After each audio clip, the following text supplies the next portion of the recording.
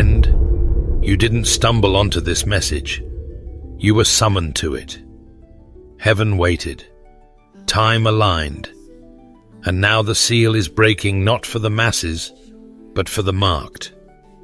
You've been carrying a quiet tension in your spirit, sensing that something deeper has been brewing beneath the surface of your days. This is it. What's been concealed is being revealed, because this moment was never about information. It was always about revelation. There are words that entertain, and then there are words that awaken. This is one of them. You're not watching by accident, you're here by appointment. This isn't hype, it's holy. And if your heart starts racing, your soul starts trembling, or tears begin to fall without clear reason, it's because something divine is pulling back the veil. This word wasn't created to trend, it was birthed in silence for a select assignment. God has been waiting for the right moment and the right messenger, and that messenger is you. Jeremiah 33 verse 3 reminds us of the divine invitation. Call to me, and I will answer you, and tell you great and unsearchable things you do not know. The unsearchable is becoming searchable. The hidden is becoming heard, not because you earned it, but because you were chosen to carry it. There's a sacred trust in what God reveals, and not everyone has the posture to receive it. This isn't for the casual crowd. This is for the called. That's why you've been feeling the weight. The silence you've endured hasn't been punishment, it's been preparation. God didn't forget you. He was fortifying you. He wasn't late. He was protecting what was sealed until your heart was ready to carry it. You've wondered why certain doors didn't open, why some connections faded, why you were left standing in the quiet while others raced ahead. Here's why. He wasn't punishing you. He was preserving the purity of this word until you could steward it with maturity. Many are called, but few are chosen. Matthew 22 verse 14. You're not watching this as one of many. You're one of the few. You were called out of the crowd to carry what others can't even comprehend. That's why you've always felt a little different, a little set apart. You couldn't blend in even when you tried. You didn't lose your place, you were being hidden on purpose. 1 Corinthians 2 verse 9 declares, what no eye has seen, what no ear has heard, and what no human mind has conceived, the things God has prepared for those who love him. What's being revealed now isn't something you could have imagined. That stirring in your chest, that sudden clarity in your spirit, that's not emotion, that's confirmation. You're walking into the unveiling of a plan that predates your pain and transcends your current position. Heaven has been quiet, but not absent. The silence was a strategy. You thought nothing was happening, but in reality, everything was being orchestrated. God's movements are never random. His whispers are never wasted. And when he finally speaks after a season of silence, it means something is about to shift permanently. This is that kind of moment. And the weight you feel right now, that's the weight of assignment, not anxiety. It's the pull of purpose beginning to override every ounce of hesitation and fear. This isn't a motivational word, it's a mission briefing. God didn't send this message to excite your emotions. He sent it to activate your movement. Because what's hidden is now being handed over, not just to inspire you, but to commission you. If your spirit is stirred, it's not by chance. It's because the scroll has been unsealed. The door is open. The voice of the Lord is near. And what was once concealed in silence is now being released in fire. When God goes silent, it's not because he's absent. It's because he's doing something sacred behind the veil. There's a kind of silence that doesn't scream neglect. It whispers divine intention. And if you've been living in that quiet place where heaven seems still and the noise of the world fades away, then you haven't been forgotten. You've been preserved. Sometimes protection feels like isolation. The world moved fast, the spotlight called loudly, and still God led you away. Not because you were unworthy of the moment, but because you were too valuable to be exposed too early. You weren't pulled aside to be punished. You were pulled into stillness, so what's holy in you could be sealed and strengthened. Matthew 6 verse 6 says, "When you pray in secret, your Father sees." Not just hears, but sees. That means every moment you knelt in the dark, every whisper, every weeping, every surrender.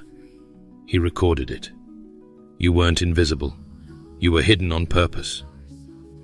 While others ran toward stages and applause, God drew you into consecration. He wasn't building a brand around you. He was building roots inside of you. Sacred oil doesn't flow from public victories. It's forged in private crushing. That kind of power can't be mass-produced. It requires divine pressure, private weeping, and silence so deep that it sharpens your discernment beyond natural senses. What you've endured in secret is far more powerful than what most celebrate in public. There are levels of spiritual weight that can't be carried by people who haven't been stripped, stilled, and silenced. Psalm 91 verse 1 calls it the secret place of the Most High, and that place is not just a refuge, it's a refinery. In stillness, God doesn't just protect you, He prepares you. The fire of the world can't burn what was cured in heaven's hidden kiln. You've been preserved like fine oil, sealed, secured, maturing slowly for a precise moment in time. Some people thought you disappeared. They assumed you faded. But heaven didn't mark you for a moment, it's been shaping you for a movement.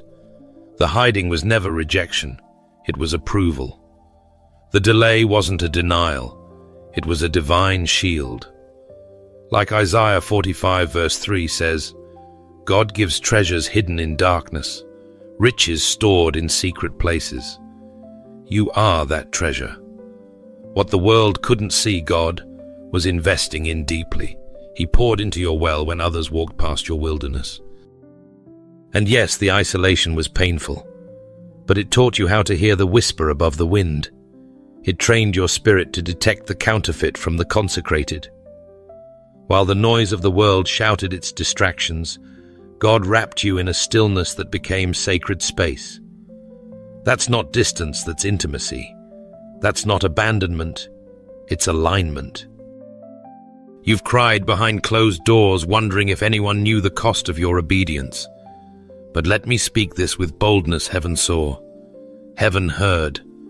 Heaven recorded every sacrifice made when no one clapped. And heaven is not unjust to forget what was done in secret for the glory of God. When others applauded noise, God preserved oil. And that oil, heaven's oil, is what now rests upon you. Don't resent the shadow. It didn't shrink you, it shaped you. God uses the hidden place to grow heavy things. The reason the platform didn't come quickly is because what you carry couldn't survive without deep roots. You weren't being delayed, you were being anchored. And the winds that are coming in this next season will not uproot what God has forged in stillness. Now even the atmosphere knows you've changed. The oil has matured, your discernment has sharpened, your ears have tuned to the Father's tone, and while others built visibility, you are being trusted with authenticity. The weight you now carry is evidence that silence was a sanctuary, not a sentence. Get ready. What was formed in stillness is about to shake the visible. And when it happens, they won't say you came out of nowhere, they'll say, only God could have done this. Friend, there comes a moment when revelation begins to rise in your spirit, and everything in you wants to speak it out, shout it from the rooftop, post it, proclaim it, publish it. But wisdom doesn't always announce what heaven is still refining. Not everything sacred is meant to be shared, at least not yet. Some visions are so holy, so weighty, that they require incubation before they can handle exposure.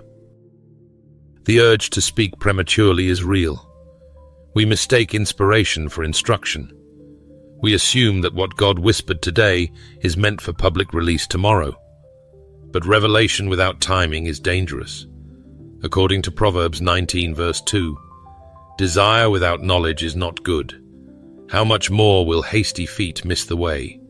What burns in your spirit might be pure, but if you release it too soon, you risk birthing it in the wrong environment. Even Jesus, the Word made flesh, practiced restraint. In John 16, verse 12, he told his disciples, "I have much more to say to you, more than you can now bear." Think of that. The Son of God withheld words, not because they weren't true, but because they weren't timely. If he, in all perfection, held revelation back, who are we to rush release? Heaven honors timing. God's power moves in appointed seasons, not emotional impulses. And timing is not just about protection, it's about precision. Early exposure invites unnecessary warfare. When you speak too soon, you draw attention to something God was still covering. You make your dream a target. Demons don't need prophecy to attack you, they study patterns. They listen to your words, watch your movements, observe your consistency. The moment you announce what wasn't assigned for exposure, you give hell something to aim at. Remember Moses. He knew he was called to deliver Israel. But instead of waiting on God's command, he acted out of timing and found himself exiled in the wilderness for 40 years. The calling was right, the motive was right, but the timing was off. And heaven doesn't endorse disobedience, even when it's clothed in zeal. There's a reason God hides things. Isaiah 42 verse 2 says, of the Lord's servant, "He will not shout or cry out or raise his voice in the streets." That's not weakness, that's wisdom. You've got to know that not every ear deserves to hear what God is doing in your heart. Some people aren't interested in celebrating your vision. They're only interested in sabotaging it. The enemy doesn't always use strangers. Sometimes it's the familiar voices around you, the ones who carry insecurity, jealousy, or unhealed wounds of their own. They'll smile to your face, but dismantle your dream behind closed doors. That's why discernment is not optional, it's survival. Even well-meaning people can distort a dream they don't understand. What God told you in the spirit cannot always be explained in the flesh. The mystery of his timing doesn't always make sense to those who weren't present in the secret place. And when you reveal something too early, you give others the chance to label, limit, or even weaponize what God meant to protect. There's a difference between being silent and being muted. Silence is chosen. It's wise. It's protective. It allows the oil to develop and the voice of the Lord to become crystal clear. Being muted, however, is what happens when we speak too early and are shut down by backlash, misunderstanding, or spiritual attack. The silence of wisdom is a shield. The silence of regret is a wound. This is why heaven sometimes delays your platform. It's not punishment, it's preservation. It's not that the message is wrong, it's that the vessel is still being strengthened to carry the weight of it. The scroll might be written, but it's not yet unsealed. And when it is, you won't have to force your way forward. God will make room for your voice, because it will be backed by obedience and maturity. Not every seed is planted in the light.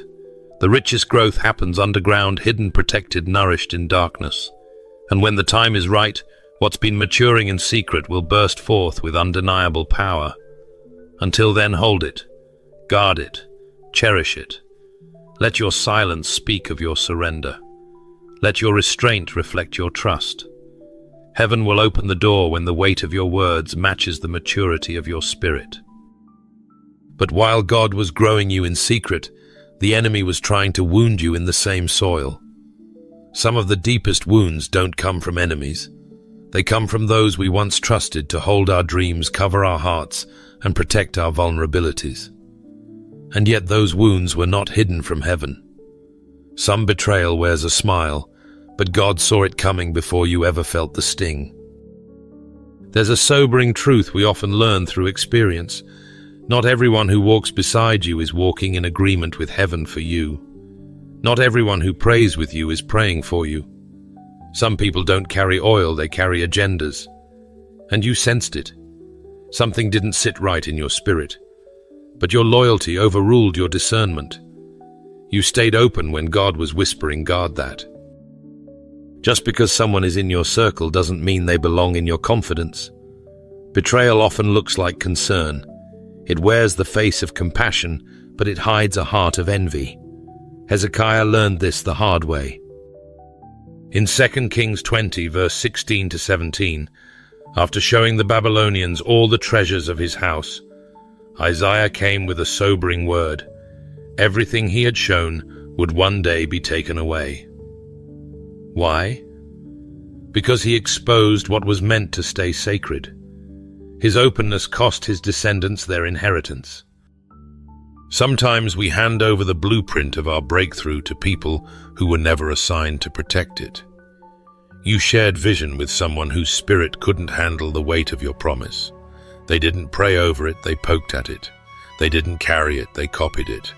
They weren't a midwife, they were a monitor. But let me affirm something. Heaven wants you to know the pain was real, but so was the preservation. God didn't allow betrayal to break you. He allowed it to cut the cord of misplaced trust. When Judas betrayed Jesus, it wasn't an interruption in the plan, it was the transportation to the cross.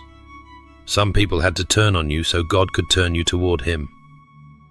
Amos 3 verse 3 asks, "Can two walk together unless they are agreed?" Agreement in the Spirit isn't about shared interests, it's about shared alignment.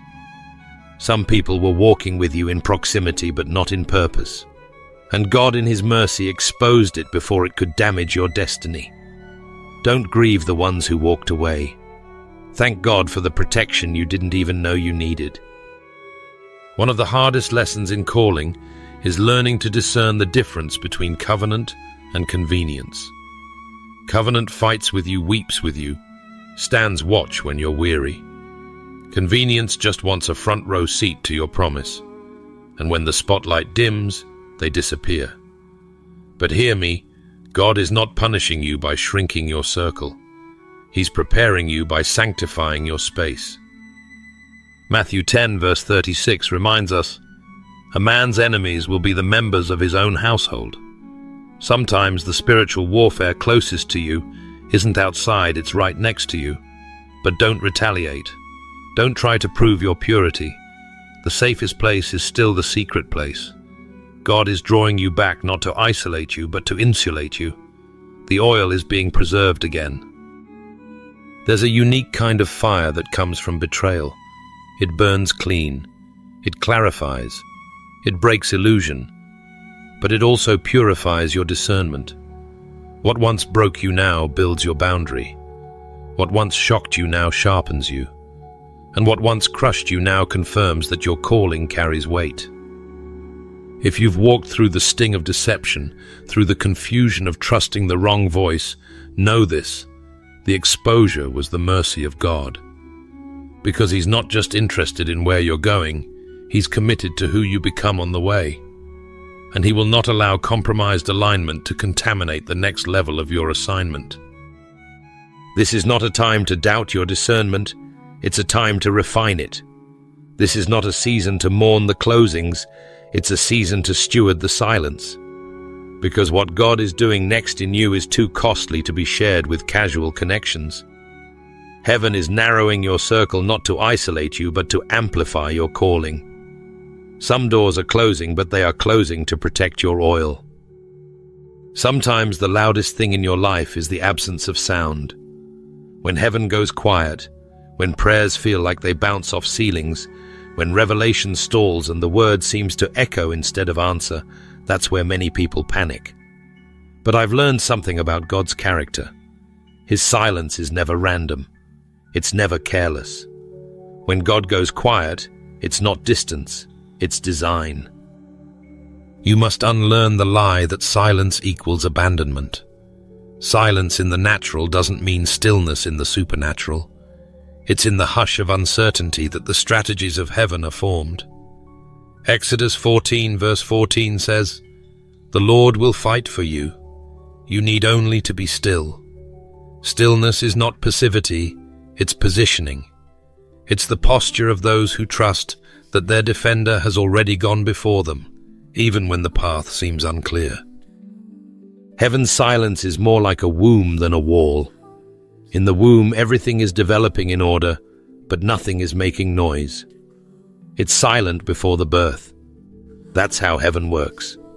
You think God is ignoring you, but in reality, He's been designing you. Ecclesiastes 3 verse 11 declares, "He has made everything beautiful in its time." You're not on pause, you're in process.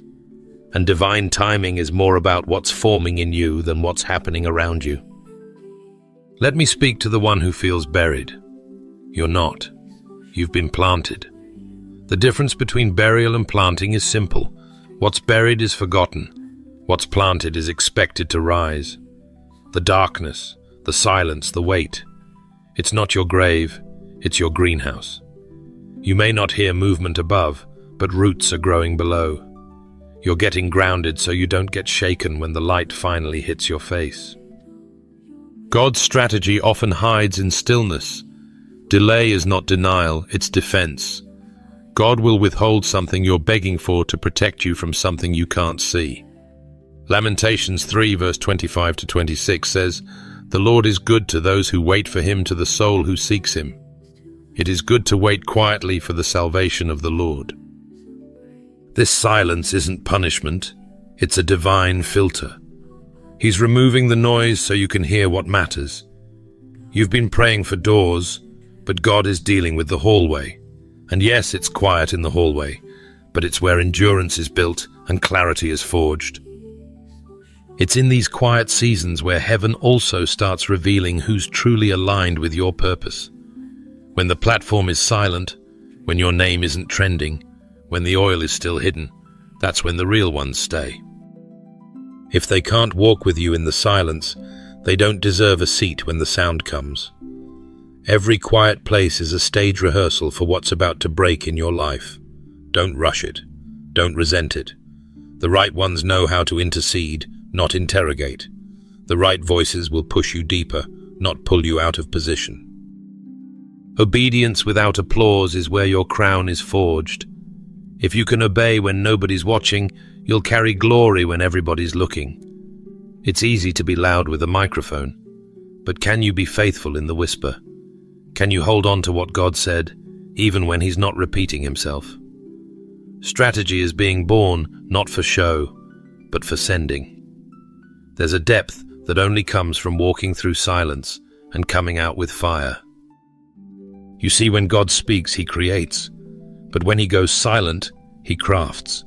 He carves, He shapes, He refines. The silence isn't empty, it's sacred. It's filled with divine blueprints you'll only understand in hindsight. Like a seed, the fullness of your calling is being pressed into hidden places until the time of revealing. And when that time comes, it will erupt, not because you forced it, but because God fashioned it. Beloved, some doors swing wide, not because God opened them, but because pride pushed them. And the most dangerous promotion is the one we give ourselves. There's a weight to visibility that many crave, but few are called to carry. In a world obsessed with influence, it's easy to forget that the greatest authority is born not in public applause, but in private surrender.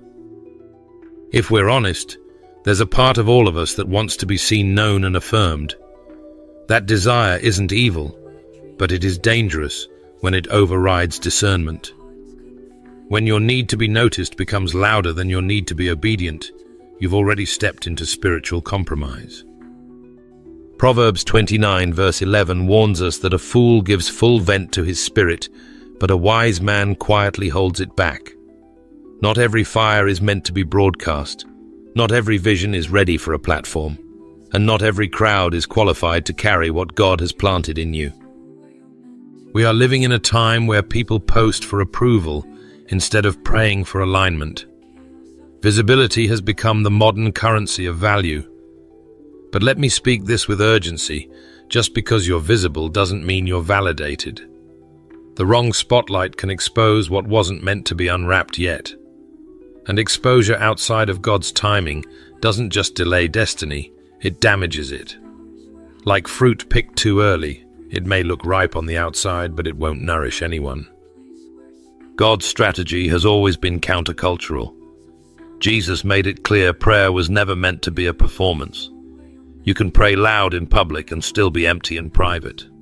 You can preach with power and yet starve from lack of presence. What sustains you in the spotlight is what was forged in the secret place. And if that place has been abandoned for attention, the collapse isn't a matter of if, it's a matter of when. Social media has turned altars into stages. What was once sacred is now packaged for engagement. But platforms without process become prisons. You start living for likes, forgetting that heaven is not impressed by clout. The enemy doesn't have to prophesy to trap you, he just has to scroll your feed. Every boast, every emotional vent, every premature declaration becomes a blueprint for spiritual warfare. What you thought was transparency might actually be a leak in your spiritual covering. Jeremiah 17 verse 5 makes it plain. Cursed is the one who trusts in man, who draws strength from mere flesh. When you seek approval more than presence, you've already started building an idol. And here's the dangerous part. Idols can look like ministry. They can sound like influence. But underneath it all is a craving for affirmation that no amount of followers will ever satisfy. You don't need likes, you need oil. You don't need an audience, you need an altar. Sacred things require secrecy. Before Jesus ever preached on hillsides or healed in crowds, he was alone in the wilderness, submitted and surrendered. That silence wasn't punishment, it was preparation. If the Son of God needed private refining before public release, what makes us think we can skip that process and survive the pressure? Some of you are tired and you don't know why. You've been doing all the right things, serving, posting, engaging. But here's the truth. Performance is exhausting. It drains what only presence can refill. And the longer you perform, the further you drift from the intimacy that empowers your calling. The applause may feel affirming in the moment, but it cannot carry you through the night. Only God's whisper can. So what's the solution? Retreat. Not from people, but into presence. Into the quiet, sacred place where God speaks without an audience. Where the posture of your heart matters more than the polish of your posts. Lay down the pressure to be seen. You are already known. You are already loved. Heaven doesn't need you to impress. It needs you to align. The danger of being seen too soon is not just burnout, it's misrepresentation. When you carry a mantle but lack the maturity to protect it, the anointing becomes compromised. That's why God in His mercy keeps some things hidden. His silence is safer than premature spotlight. His no is protection, not punishment. You thought you were overlooked, but really you were covered. You were never called to perform. You were called to burn. Not for people, but for God. And the fire that truly changes lives doesn't come from platforms. It comes from consecration. Lay the platform down. Pick your posture back up. What you need isn't visibility. It's alignment. And in that secret place, the Father who sees in secret will reward you not with followers, but with fire. That same fire isn't found by striving. It's found in surrender. Sometimes the greatest faith move isn't stepping forward, it's kneeling down. Before you chase the platform, chase the presence. Before you try to prove what you carry, return it to the altar that gave it breath in the first place. A dream that hasn't been marinated in obedience will spoil under pressure. The dream God gave you is not fast food. It's a slow-cooked promise that needs time in His fire before it ever reaches someone's table. The enemy doesn't have to destroy your dream if he can convince you to release it before it's ready. Premature exposure isn't power, it's vulnerability. Some dreams are attacked not because they're wrong, but because they were revealed too soon. Psalm 27 verse 14 says, "Wait on the Lord, be of good courage, and He shall strengthen your heart." You don't just wait because you're stuck. You wait because God is strengthening your heart to carry the very thing He gave you. A crown too heavy for your character will crush you, not crown you. So here's the truth. Many avoid not everything God shows you is meant to be shared immediately. In fact, sometimes the holier the vision, the more it demands secrecy. What you post in a moment of excitement can become a portal of warfare. The devil is not omniscient, but he is observant. And every time you announce a vision without divine release, you give hell a target it didn't even know existed. That's why maturity doesn't chase moments, it honors seasons. Ecclesiastes 3 verse 1 declares, "To everything there is a season and a time to every purpose under heaven."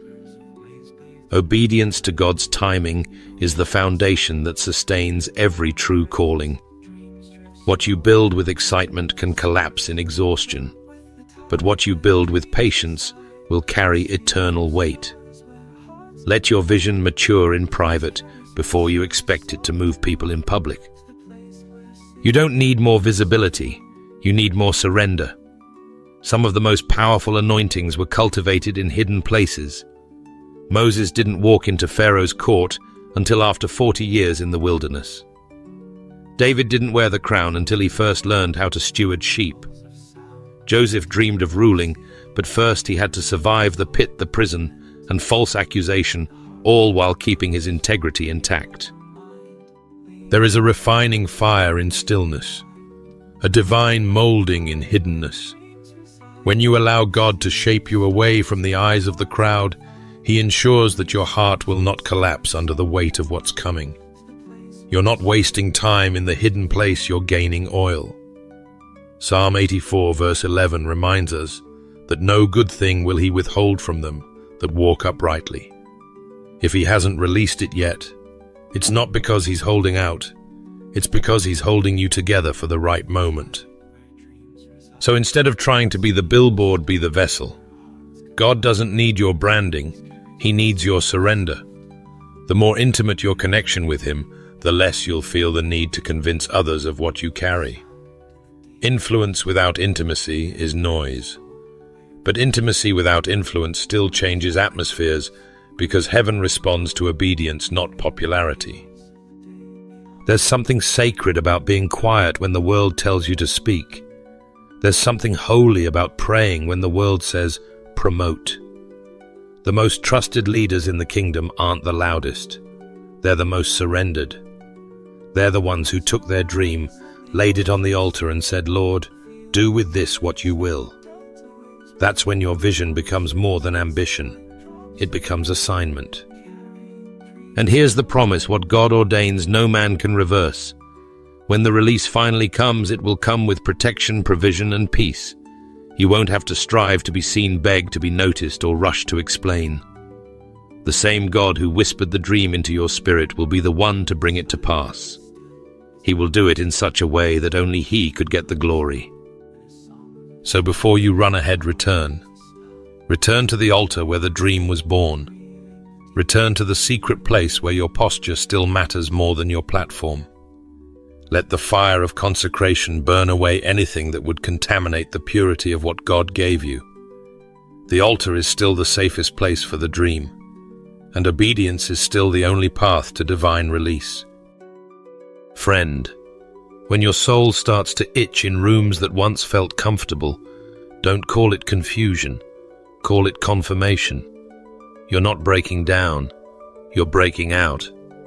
What once fit no longer functions because you've outgrown what used to hold you. This isn't a personality issue, it's a purpose shift. God didn't set you apart to make you feel lonely. He set you apart because you carry something too weighty for the crowd to understand. You don't fit because you were never supposed to. Heaven never called you to blend in, it called you to burn bright. The oil on your life makes average feel awkward. It makes surface level uncomfortable. And that tension you feel, that ache of being misunderstood, left out, or quietly dismissed, it's not rejection, it's recognition. You're being marked in the spirit long before you're validated in the natural. Jeremiah 1 verse 5 reminds us, Before I formed you in the womb, I knew you before you were born. I set you apart. You weren't called to fit in, you were called to be formed. There's a holy discomfort that comes with discernment. When others are celebrating, you're grieving. When they laugh, something in you stays still. Don't call that anxiety, call it alertness. Discernment isn't always loud. It whispers in the middle of applause. It restrains you when others rush. It makes you see through the charm, the charisma of the crowd, and still choose consecration. That's not fear, that's foresight. Not everyone can walk with you, not because they're bad, but because they weren't built to carry what you carry. Jesus chose 12, but only 3 went up the mountain. And even at the cross, only 1 stood beside him. Stop mourning over who walked away, when heaven is refining who's meant to stay. Agreement in this season won't come from shared memories, but from shared maturity. Galatians 1 verse 10 draws a line in the sand. Am I now trying to win the approval of man or of God? If your yes to God makes others misunderstand you, let them. You're not here to explain, you're here to obey. There's a depth to your discernment that makes shallow feel suffocating. Conversations that once entertained you now irritate your spirit. That's growth. That's holiness shaping your appetite. You weren't called to the crowd, you were called to communion. The secret place is your strategy room. That's where God reveals what others can't handle, what isn't ready to be posted, and what must be prayed through before it's ever spoken aloud. Popularity is a poor substitute for peace. You can go viral and still be void. You can be applauded and still feel empty. God's assignment for you isn't about applause, it's about alignment. You're not meant to be palatable to everyone. You were anointed to disturb darkness, not entertain it. And what makes you different is the very thing that hell fears. You walk into rooms and shift atmospheres not because you say much, but because what rests on you speaks louder than words. And so you've been silent lately, not because you lack something to say, but because heaven hasn't released you to speak. There's wisdom in withholding. Psalm 46 verse 10 says it with fierce clarity. Be still and know that I am God. Stillness is not stagnation, it's strategy. It's heaven anchoring your spirit before it launches your next step. When God anoints someone in secret, it's not for them to prove something, it's for them to carry something. And you, my friend, carry something sacred. You're not misunderstood. You're marked. You're not being overlooked. You're being protected. Stop trying to be decoded by people who were never meant to carry your blueprint. Your difference isn't a flaw, it's a frequency. The more you lean into obedience, the less you'll crave understanding. Let them wonder. Let them speculate. You weren't called to their comfort. You were called to God's commissioning. So instead of trying to translate your anointing to people who don't even speak the language of surrender, lift your eyes. Lift your faith. Walk with quiet boldness. The Spirit of God didn't pour oil on your life to make you relevant. He poured it to make you ready. And now everything that once made you feel like a misfit is about to become the mark of your mantle. Don't apologize for it. Walk in it. Sometimes the most devastating attacks don't come with sirens. They come softly wearing the mask of opportunity. They don't storm through the front door. They slip in quietly, labeled as good timing, answered prayer, or even divine connection. But if you look deeper, really discern the spirit behind it, you'll find that what looked like a blessing was built to break your focus. This is the season where we can no longer afford to be enchanted by distractions dressed in light. The enemy isn't stupid. He's strategic. He knows he can't remove God's calling from your life, so he tries to reroute you through appealing detours. He doesn't always show up as disaster. He often shows up as distraction. And it's not always the blatant sin or the obvious temptation. It's the email that sounds urgent but wasn't assigned. It's the invitation that flatters your gift but pulls you from your post. It's the conversation that tickles your ears but poisons your discernment. Don't underestimate how hell studies your rhythm just to insert noise at the exact moment clarity starts to form. Isaiah 49 verse 2 says, "He made my mouth like a sharpened sword in the shadow of his hand. He hid me." Why? Because when God hides a weapon, he's protecting it from premature use and enemy interception. If the devil can't steal your gift, he'll try to scatter your energy. He knows a distracted warrior is just as ineffective as a disarmed one. And the more anointed you are, the more subtle the sabotage becomes. You may have thought it was warfare because of how hard it hit, but it wasn't just warfare. It was warfare in disguise. That false urgency that pressured you to move ahead of God's timing. That opportunity that felt too good to be true because it was. That relationship that aligned with your emotions but misaligned with your spirit. Those weren't harmless missteps. They were carefully crafted weapons aimed at your attention. Psalm 127 verse 1 reminds us with piercing clarity, "Unless the Lord builds the house, the builders labor in vain." So many believers are exhausted not because they're lazy, but because they're building what God never asked for. They're drained from running to every yes when heaven only called them to one. Busyness isn't always obedience. Not every door deserves your knock. Not every voice deserves your answer. And not every delay is a denial. It might be divine protection from something you thought you were ready for. Some of the doors that slammed in your face weren't rejection, they were redirection. God was preserving you, not punishing you. That no was mercy in disguise. That missed flight was a divine pause. That silence from someone you thought would support you, that was God muting distraction to sharpen your hearing. He will shut down anything, even what you prayed for, if it threatens to sabotage your obedience. Trust his voice more than the view. Proverbs 3 verse 5 to 6 declares, "Trust in the Lord with all your heart, and lean not on your own understanding. In all your ways submit to him, and he will make your paths straight."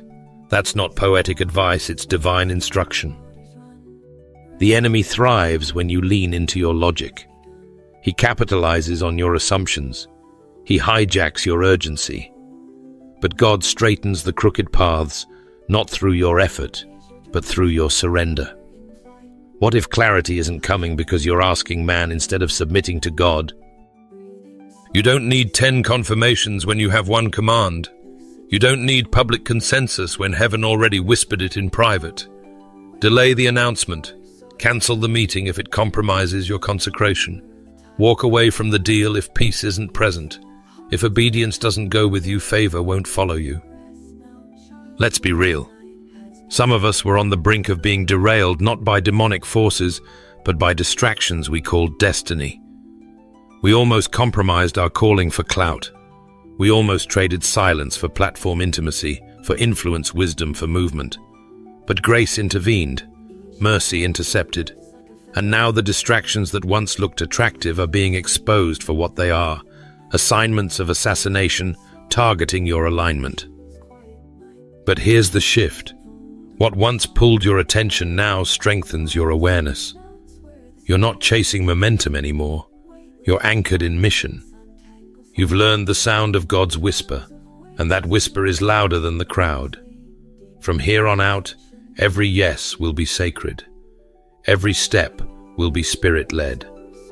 And every distraction will meet a wall of discernment, because you finally understand the real war was never about what you lost. It was about what you were called to carry. Beloved, not every breakthrough enters with trumpets and noise.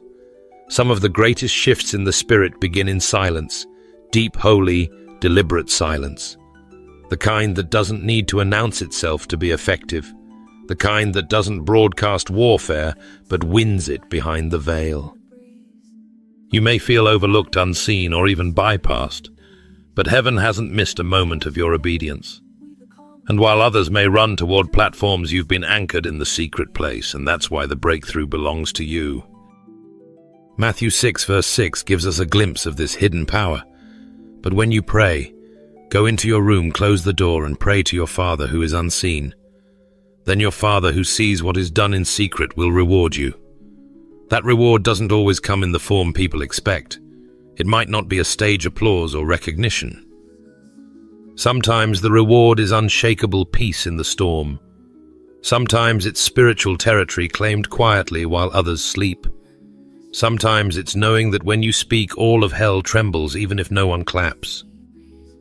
You are not behind, you are hidden. You are not delayed.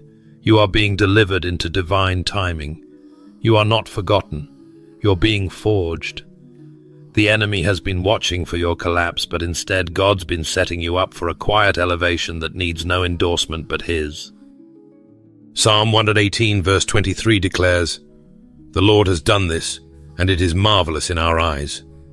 What God is about to release through you will confound every expectation, because it wasn't birthed in noise, it was conceived in consecration. Some people won't understand how you got here. They'll look for your credentials, your resume, your public posts. But heaven doesn't move by likes, it moves by lordship. You didn't get here by popularity, you got here by prayer.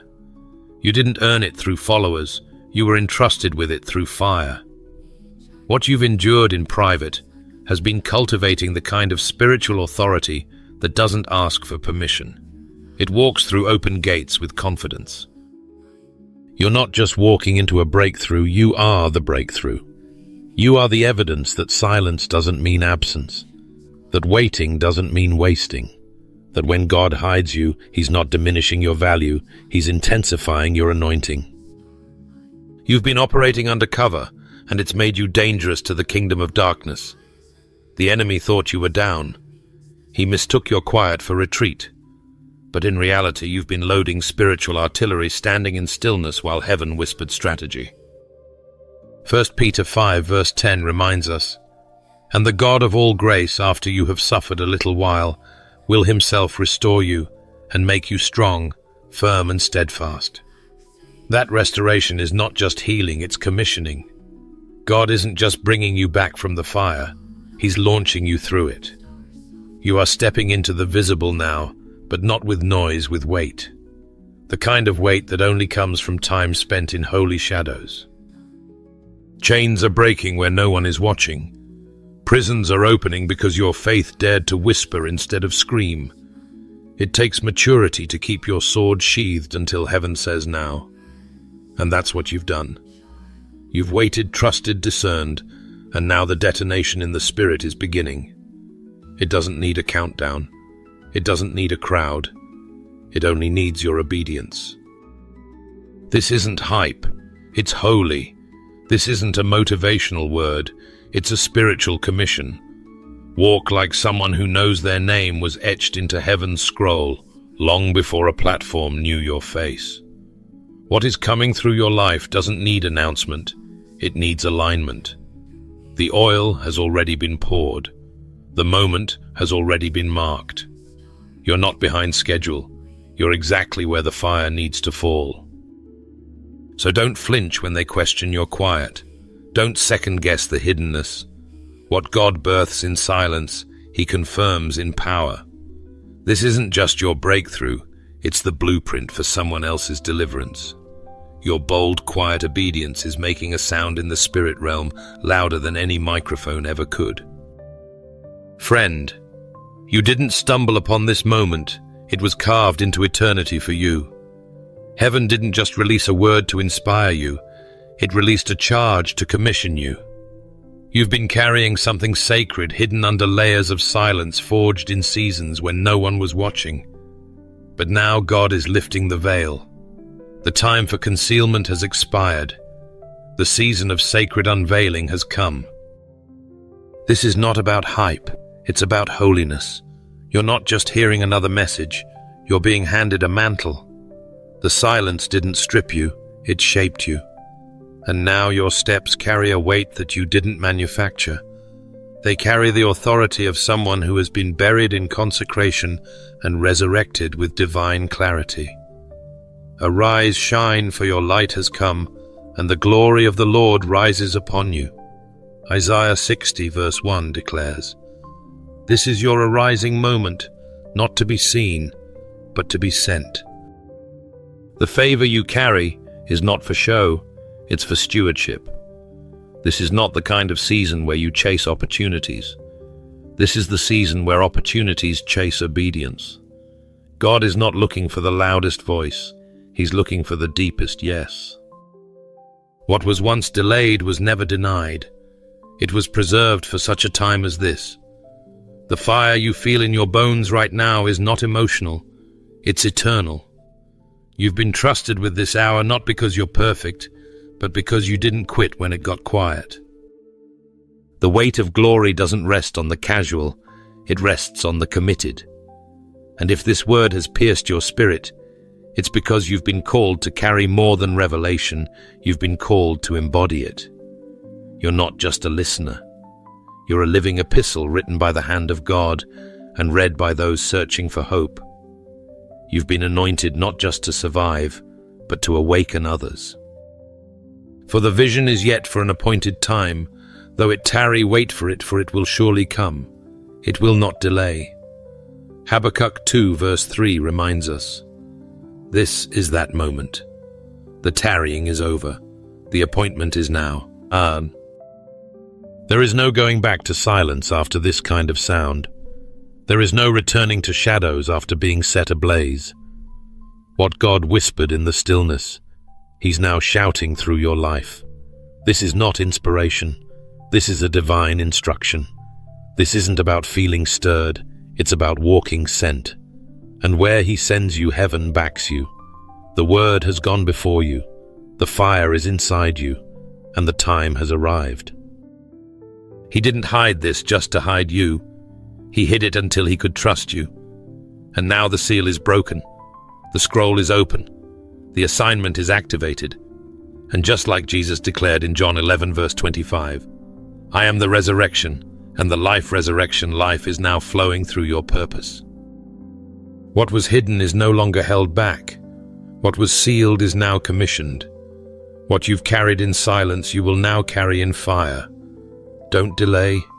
Don't detour. Don't dilute it. This isn't your announcement. It's heaven's unveiling. Walk in it and don't look back. Before we close, I want to invite you right where you are to pause everything and join me in a moment of fervent, wholehearted prayer. If this word stirred something deep in your spirit, don't just feel it, respond. Let's go before the Father together. Father God, we come before you with reverence and awe, recognizing that this very moment is not an accident, but a divine appointment orchestrated by your sovereign hand. You've been speaking even in the silence, and now that the veil has lifted, we do not take this unveiling lightly. We lean in fully surrendered, fully present. Lord, thank you for hiding what was holy. Thank you for preserving what we weren't yet ready to carry. Thank you for the protection that looked like delay, for the silence that refined our ears to hear you more clearly, and for the times you held us back, not because you had forgotten us, but because you were forming something eternal within us. We praise you for knowing what we didn't, and for preparing us when we didn't even realize it. God, we confess the moments we became impatient in the waiting, the times we mistook your quiet for distance when all along you were drawing us closer. Forgive us for the times we tried to force doors open that you were holding shut in mercy. Forgive us for chasing affirmation when you were inviting us into intimacy. We lay our striving down. We lay our need to be seen applauded or approved by others at your feet. Holy Spirit, stir in us a deeper hunger for consecration. Let us be people who protect what is sacred. Teach us not to speak too soon, not to move ahead of your timing, and not to forfeit what's holy for what's public. Seal within us a reverence for your mysteries and a wisdom to carry them with grace. We don't want to be casual with what is costly. Father, we surrender every dream, every vision, every whisper you've planted in our hearts. We bring it back to your altar. Refine it, sanctify it, shape it according to your will. Let our hearts be trustworthy enough to steward what you reveal. Let our obedience be loud, even when our platforms are quiet. Teach us to wait with worship and to serve with stillness. Thank you for trusting us with revelation. Thank you for seeing what others couldn't, and for choosing us when we felt unqualified. We don't want to mishandle what heaven has released. So God, give us clean hands and pure hearts. Give us courage to follow your whisper, even when it costs us visibility. Help us to be vessels, not for our own name, but for your glory. You are worthy, Lord, worthy of our waiting, worthy of our silence, worthy of every hidden yes. We choose you over fame. We choose your timing over our timeline. We choose the secret place over the spotlight. And we say yes, not just with our mouths, but with our lives. Now, God, awaken in us the boldness to carry this word with weight. Let us not leave this moment unchanged. Fill us with your fire, your discernment, and your peace. And as we step forward, let us move not in reaction, but in revelation. Let us walk as those who have been with you, who have heard you, and who carry what cannot be faked. Be glorified in us. Be glorified through us. Be glorified above all. In Jesus' name we pray, Amen. If this message has stirred something deep in your spirit and confirmed what you've been sensing in the silence, I warmly invite you to like this video, subscribe to the channel, and share it with someone who's been feeling hidden, forgotten, or unsure about what God is doing behind the scenes. Thank you for being part of this community. May God continue to reveal, refine, and release everything He has stored up just for you in His perfect timing.